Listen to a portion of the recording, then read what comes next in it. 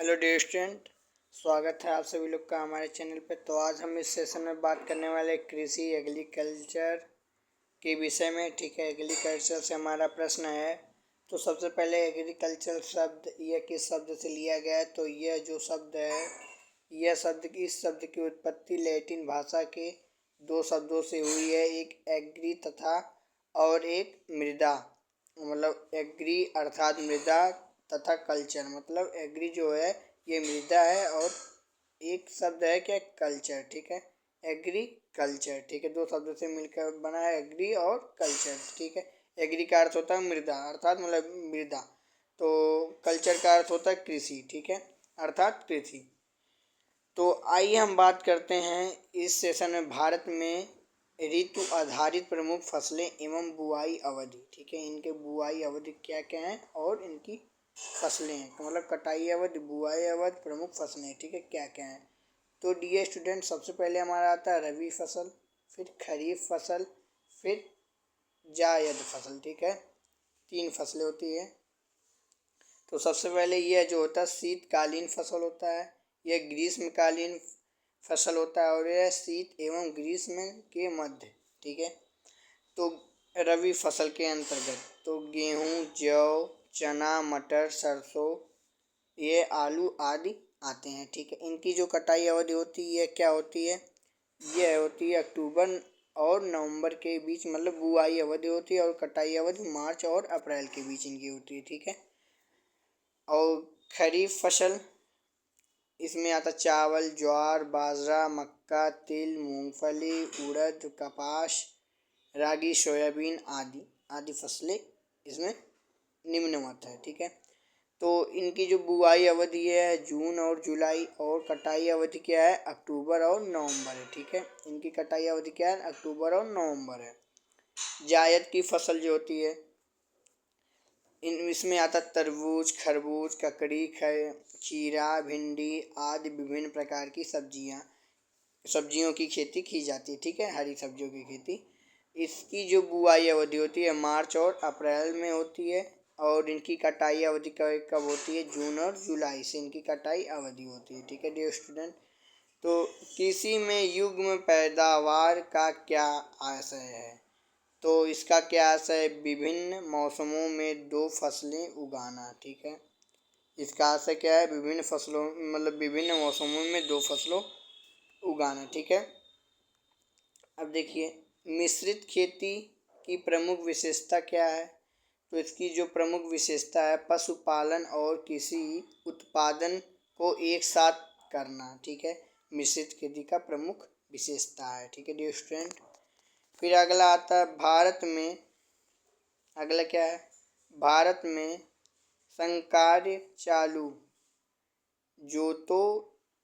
जोतों का सबसे बड़ा औसत आकार किस राज्य में है? तो राजस्थान में है। ठीक है फ्रेंड्स, फिर अगला है हमारा यहाँ पे देखिए दक्षिण भारत में उच्च कृषि उत्पादकता हाई एग्रीकल्चर प्रोडक्टिविटी का क्षेत्र तमिलनाडु तट पर पाया जाता है। ठीक है, तमिलनाडु तट पर पाया जाता है। किस तट पर पाया जाता है? तमिलनाडु तट पर पाया जाता है। अगला हमारा इसी प्रकार से है भारत में रासायनिक उर्वरकों, ठीक है, केमिकल फर्टिलाइजर्स के दो सबसे बड़े उपभोक्ता राज्य कौन से हैं? तो उत्तर प्रदेश एवं महाराष्ट्र हैं। ठीक है, उत्तर प्रदेश एवं महाराष्ट्र है, ये इम्पोर्टेंट है आपका। ठीक है, ये क्या है, इम्पोर्टेंट है आपका, ये जो है ये इम्पोर्टेंट है, एग्जाम में पूछा भी गया है। ठीक है, अब देखिए अगला क्या है हमारा पुनर्भरण योग्य भौम जल संसाधन में कौन सा राज्य सबसे संपन्न है? तो कौन सा राज्य सबसे संपन्न है? तो आपका उत्तर प्रदेश राज्य जो है ये सबसे संपन्न है। ठीक है फ्रेंड्स, फिर अगला इसी प्रकार से है हमारा अगला प्रश्न है, यहाँ पे देखिए आप भारत में अनुबंध कृषि, ठीक है, कॉन्ट्रैक्ट फार्मिंग को लागू करने वाला प्रथम राज्य कौन सा है? ठीक है। जो कॉन्ट्रैक्ट को मतलब खेती की जाती तो वह राज्य आपका पंजाब है, ठीक है फ्रेंड्स, क्या है, पंजाब है। फिर इसी प्रकार से हमारा अगला प्रश्न है, गेहूं की अच्छी कृषि के लिए कौन सी भौगोलिक दशाएं आवश्यक हैं? तो कौन सी भौगोलिक दशाएं आवश्यक हैं?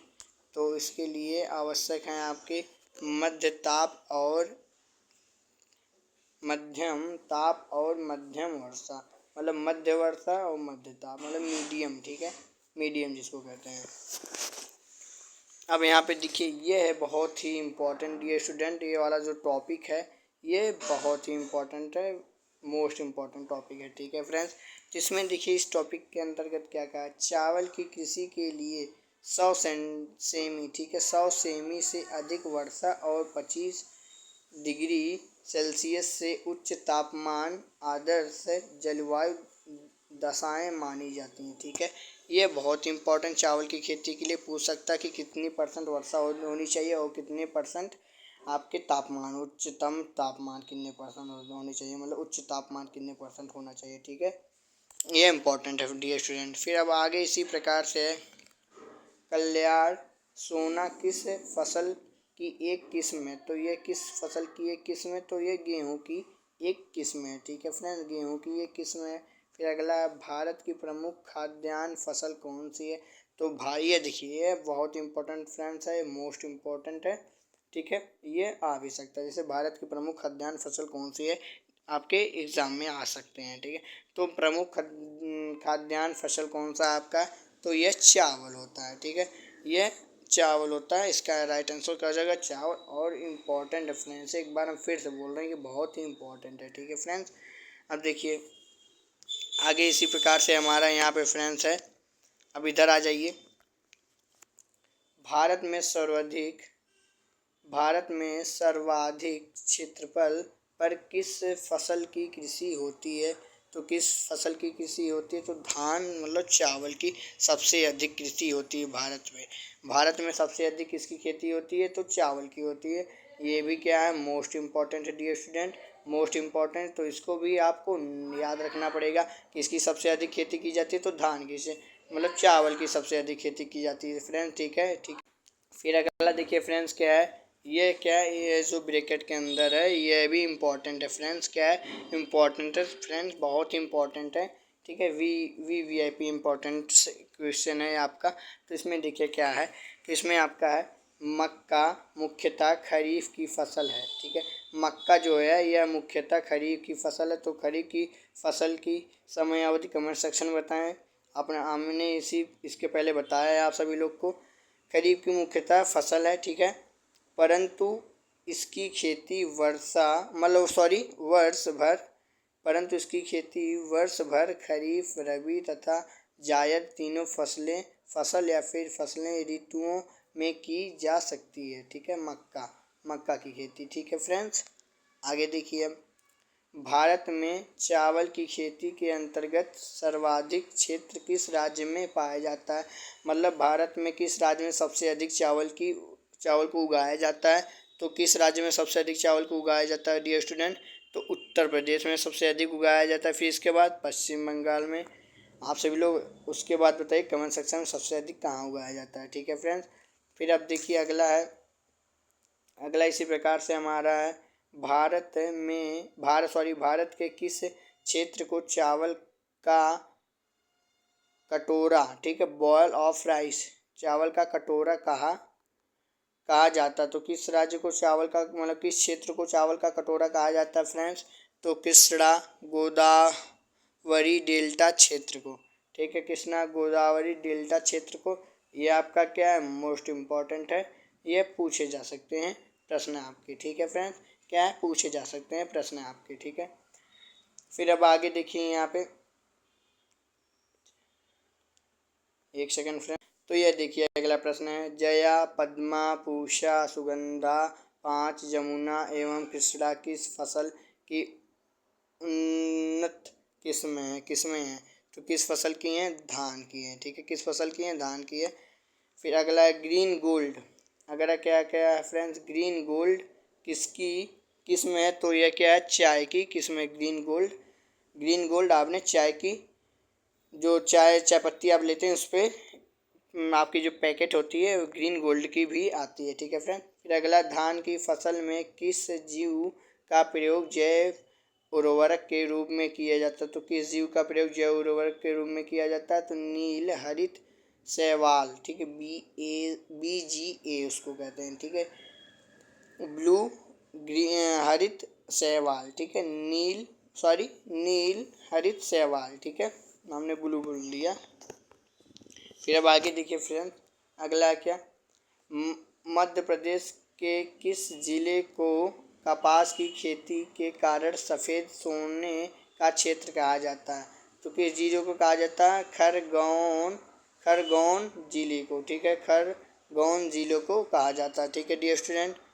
फिर अब इसी प्रकार से आगे है फ्रेंड्स, हमारा आगे क्या है, भारत के किस राज्य को शक्कर का कटोरा कहा जाता है? बॉल ऑफ शुगर का कटोरा कहा जाता है। किस राज्य को कहा जाता है? उत्तर प्रदेश को। यह भी आपका लल्लन टॉप क्वेश्चन है, मतलब मोस्ट इम्पॉर्टेंट है फ्रेंड्स। ठीक है, मोस्ट इम्पॉर्टेंट फ्रेंड्स है यह भी क्वेश्चन। फिर अगला देखिए, इसमें देखिए क्या दिया है हमारा ब्रैकेट के अंदर। तो ब्रैकेट के अंदर हमारा दिया है, भारत की सभी फसलों में से गन्ने की फसल के अंतर्गत उसके शुद्ध सकल कृषि शुद्ध सकल कृषि क्षेत्र के सिंचित क्षेत्र का प्रतिशत सर्वाधिक है। ठीक है, सर्वाधिक है। ठीक है डियर स्टूडेंट, तो आई होप आप सभी लोग को इतने आ गए होंगे प्रश्न। अब यहाँ पे देखिए एक हमारा है, एक बार इसको फिर से आप सभी लोग एक दृष्टि मतलब एक नज़र से देख लीजिए। ठीक है, आप सभी लोग, और इसका स्क्रीनशॉट ले लीजिएगा। ठीक है पूरे का। तो thank you so much for watching video.